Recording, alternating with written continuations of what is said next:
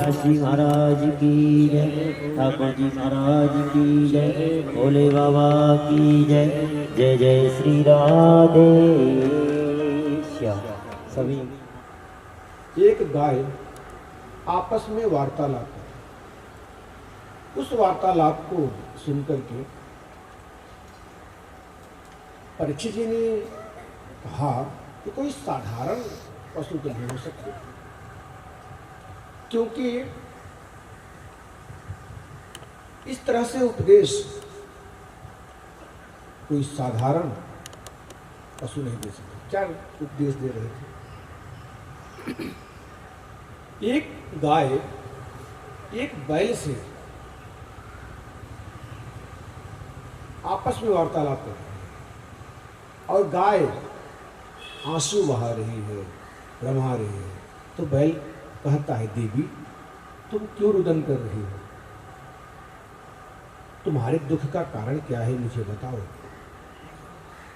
क्या इसलिए रुदन कर रही हो कि तुम्हारे प्रियतम अब इस धराधाम को छोड़ के चले गए, या इसलिए रुदन कर रही हो कि हमारे 3 पैर टूट चुके हैं? वह बैल कोई और नहीं, धर्म ही रहा, और धर्म के 3 पैर टूट गए। सत्य, दया, दान और सत्य। कलयुग आते आते धर्म के 3 पैर टूट गए, बैल लंगड़ा हो गया, धर्म लंगड़ा हो गया। एक काला काला व्यक्ति इतना दुष्ट कि उस पैर को भी तोड़ने के लिए तैयार है। तो वह धर्म कहता, देवी क्या तुम इसलिए रुदन कर रही हो कि हमारे 3 पैर टूट गए? तो तुम चिंता न करो। क्यों?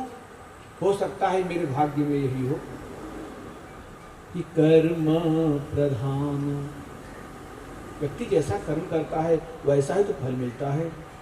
कर्म प्रधान विश्व करि राखा, कर्म प्रधान विश्व करि राखा, और जो जस करहि सो असी फल चाखा। कर्म प्रधान, हे देवी कर्म प्रधान होता है।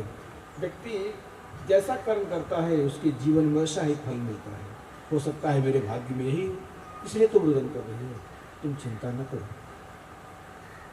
यह दृश्य जब परीक्षित जी ने देखा और अपने कानों से सुना, और जब देखा कि एक दुष्ट उन्हें मारने के लिए खड़ा है, तो परीक्षित ने तलवार निकाल लिया। कौन हो तुम?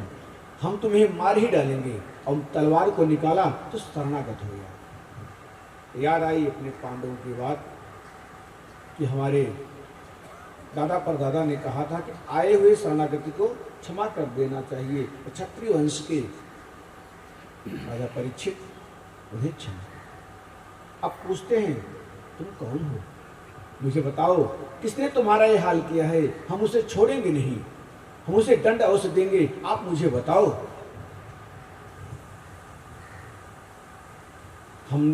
तुम बताओ चाहे न बताओ, लेकिन मुझे मालूम पड़ गया है, इसलिए हम छोड़ेंगे नहीं उसे। तलवार निकाल लिया। सारा दृष्टांत जब बताते हैं कि महाराज हम अपने भाग्य का कर्म हो गए हैं। जब मारने के लिए दौड़े तो वह काला काला पुरुष कोई और नहीं था, एक कली था। वह चरणों में गिर पड़ा। क्यों? प्रभु कौन हो तुम? उसने कहा कि मेरा नाम कली है। परीक्षित ने कहा, कली? मेरे राज्य में कली का प्रवेश? यह कैसे संभव हो सकता है? आज हम तुम्हें छोड़ेंगे नहीं, मार ही डालेंगे। उसने कहा, प्रभु आपने हमारे अवगुण को तो देखा है, लेकिन गुण को नहीं देखा। आप हमारे गुण को देखें। क्या गुण है?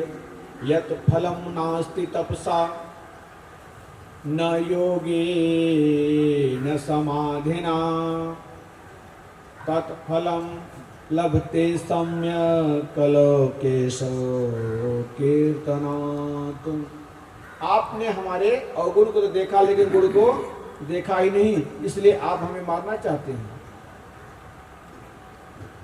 जब परीक्षित जी ने सुना कि जो तपस्या, जो जप तप, जो यज्ञ पूजा करने पर, सतयुग में हजारों बार करने पर जो फल प्राप्त नहीं होता, वह फल कलिकाल में सिर्फ नाम संकीर्तन करने से हो रहा है। यत् फलम नास्ति तपसा न योगिन समाधिना तत्फलम लभते सम्यक् कलो केशव कीर्तन। ये केशव के कीर्तन नाम से फल प्राप्त होगा। परीक्षित रीझ गए। तो परीक्षित ने कहा कि काम करो, तुम यहाँ से निकल जाओ।